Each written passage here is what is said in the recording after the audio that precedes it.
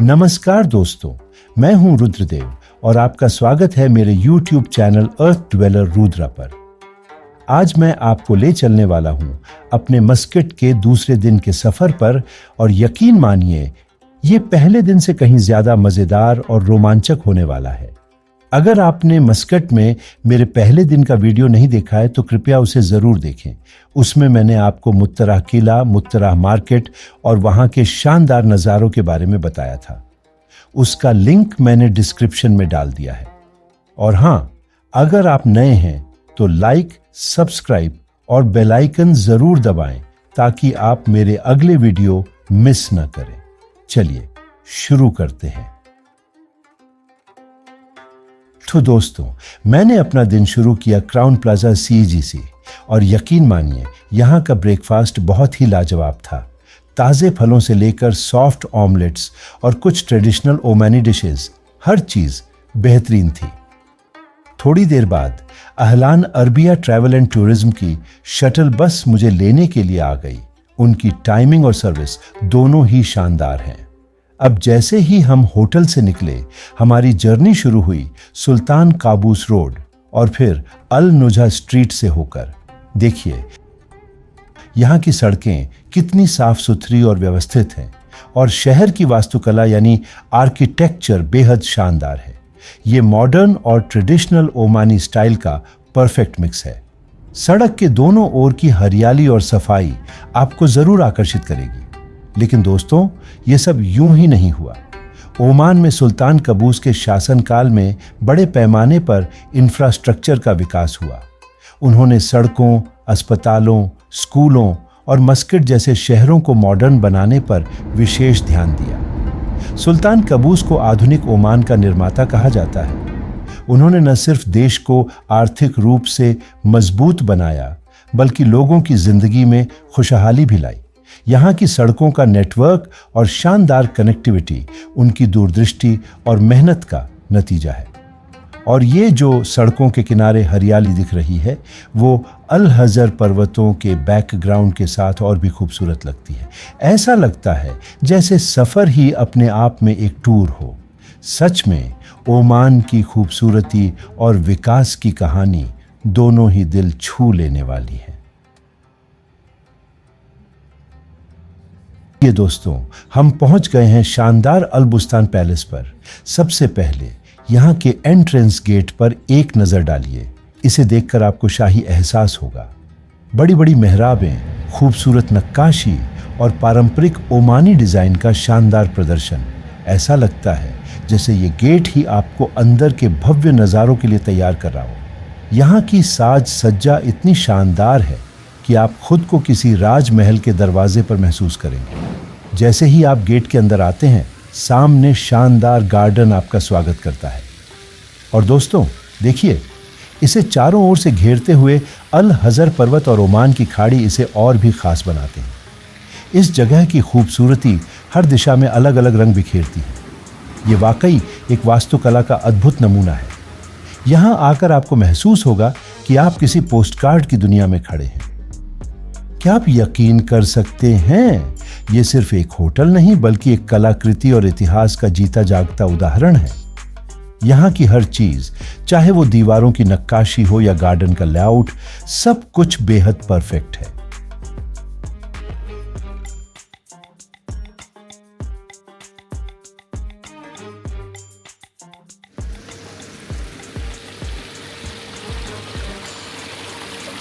What is it all about? Vinegar's bean. Huh? This is Palace Khan. Actually, this palace, they opening 1985 for the conference GCC. Okay. So they're spending for 3 days after conference. The ministry Okay. give to the So it's maintained for the properly. conference. Yeah, Not GCC. conference. Okay. Okay. That's Have a very great good. day, sir. Thank you. Thank you. Yeah.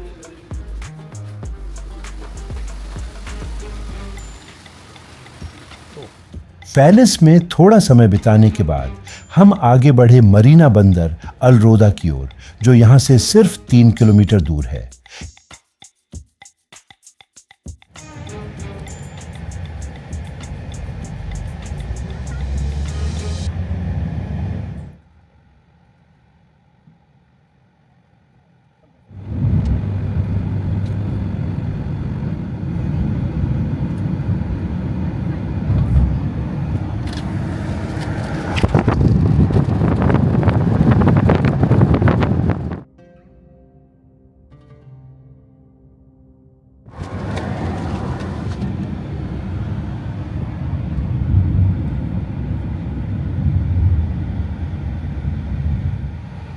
तो दोस्तों, ये है मरीना बंदर अल रोदा, Muscat का सबसे पुराना मरीना। ये जगह ऊर्जा से भरी हुई है और यहाँ से कई बोट एडवेंचर शुरू होते हैं। आज मैं एक 6 घंटे की बोट राइड पर जाने वाला हूँ, जिसमें स्नॉर्कलिंग और मरीन लाइफ एक्सप्लोर करना शामिल है। तो बने रहिए मेरे साथ। मरीना बंदर अल रोदा मस्कट ओमान का सबसे पुराना और प्रतिष्ठित मरीना है। यह मरीना राजधानी के दक्षिण पूर्व में अल हजर पर्वतों के निचले छोर पर स्थित है। इसकी स्थापना 1996 में हुई थी और तब से यह ओमान के समुद्री पर्यटन और नौकायन गतिविधियों के लिए एक प्रमुख केंद्र बना हुआ है। मुख्य विशेषताएं और महत्व: भौगोलिक स्थिति, 100 से अधिक बोट्स और याट्स को डॉक करने की क्षमता, प्राकृतिक खाड़ी का उपयोग करते हुए संरक्षित और दृश्यात्मक रूप से सुंदर स्थान, पर्यटन केंद्र, डॉल्फिन वॉचिंग, स्नॉर्कलिंग, दयामानिया द्वीप, समूह की क्रूज जैसी गतिविधियों का संचालन। रणनीतिक महत्व: ओमान की नौसेना और तटीय सुरक्षा के लिए उपयोगी। सुविधाएं: fuel station, cafe, boat maintenance और शॉपिंग की सुविधाएं। यह मरीना ओमान के समुद्री पर्यटन का केंद्र है और पारंपरिक व आधुनिक ओमान की शान को दर्शाता है। So if you don't see anything, so he will go direct to the Manian Islands, and you can go for the first snorkeling. He will give you from there the mask and things for the snorkeling. After the snorkeling, we come to the boat and then so your beginning lunch boat, so you can the boat for lunch. After the lunch, go to the other spot for the snorkeling. From the beach. जैसे ही speed boat ने मरीना बंदर अल रोदा से निकलकर Gulf of Oman के नीले पानी में अपनी गति पकड़ी, रोमांचक सफर की शुरुआत हो गई। चारों ओर फैला शांत समुद्र और दूर अल हजर पर्वतों की हल्की झलक इस यात्रा को जादुई बना रही थी। नाव धीरे धीरे पानी की लहरों को काटते हुए आगे बढ़ रही थी और हर एक पल मन को मोह लेने वाला था।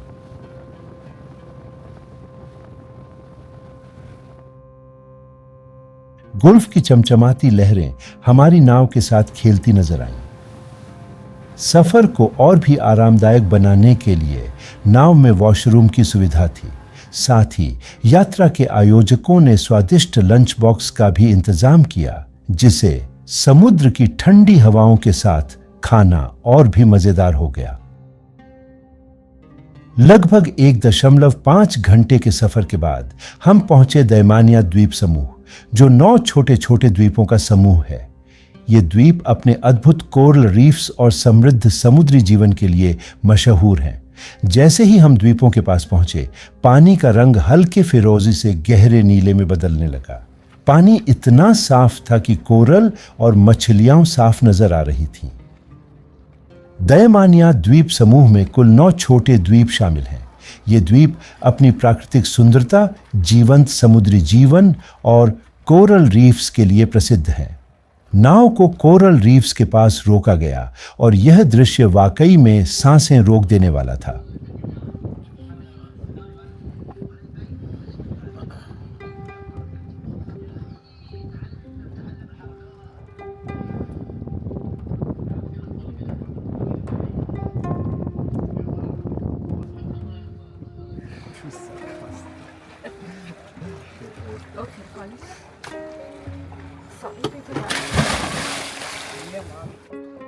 स्नॉर्कलिंग के दौरान हमें रंग बिरंगी मछलियां, समुद्री कछुए और विविध कोरल के अद्भुत दृश्य देखने को मिले। ये द्वीप निर्जन हैं और उनके चट्टानी किनारे और शुद्ध वातावरण इसे और खास बनाते हैं।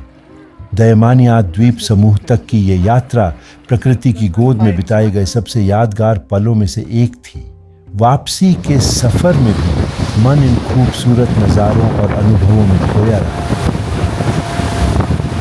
मस्कट के तट की यात्रा के दौरान मैंने अद्भुत भूवैज्ञानिक संरचनाएं देखी, जिनमें प्राचीन महासागरीय क्रस्ट के अवशेष, प्रसिद्ध ऑफियोलाइट संरचनाएं शामिल थीं। ये भूवैज्ञानिक संरचनाएं अरब और यूरेशियन प्लेटों के टकराव के समय उजागर हुई थीं। इसके साथ ही मैंने मुतरह किले का तटीय दृश्य देखा, जो पहाड़ियों पर खूबसूरती से स्थित है, और मस्कट शहर का विस्तृत विस्तार, जो परंपरा और आधुनिकता का खूबसूरत संगम है। इन नज़ारों ने यात्रा को और भी यादगार बना दिया।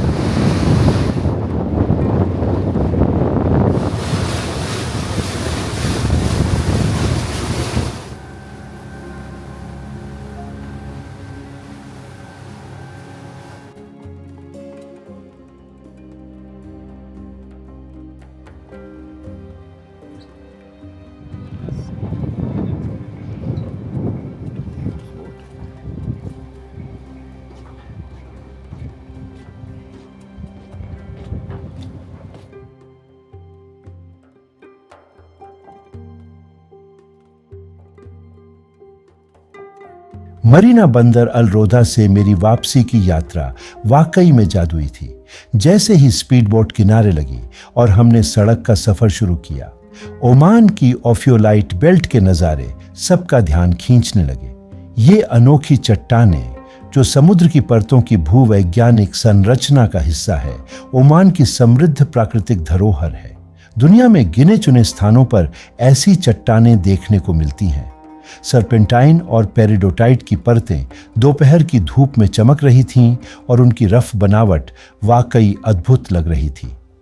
हमारी यात्रा ओमान की चौड़ी और साफ सुथरी सड़कों पर आगे बढ़ी, जिनके किनारे बड़े करीने से लगाए गए पेड़ और झाड़ियां इस सफर को और भी खूबसूरत बना रही थीं।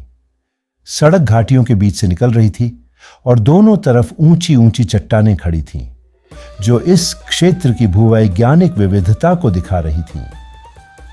सूरज की ढलती सुनहरी रोशनी इन प्राचीन चट्टानों पर पड़कर उनकी बनावट को और निखार रही थी। आखिरकार यह रोमांचक दिन खत्म हुआ जब मैं अपने होटल पहुंचा। थोड़ी थकान जरूर थी, लेकिन इस अद्भुत सफर ने मुझे नई ऊर्जा से भर दिया। तो दोस्तों, आपको आज का सफर कैसा लगा? सच में ये बेहद दिलचस्प था। लेकिन रुको, कल की यात्रा भी बहुत खास होने वाली है, क्योंकि मैं आपको लेकर चलूंगा बिम्माह सिंकहोल, मस्कट की शानदार पहाड़ियों और कुछ खूबसूरत झरनों की ओर। जुड़े रहिए मेरे साथ और मेरा YouTube चैनल अर्थ ड्वेलर रुद्र देखते रहिए। अगर आपको आज की यात्रा पसंद आई हो तो लाइक, शेयर और सब्सक्राइब करना न भूलें। अगले वीडियो में फिर मिलते हैं।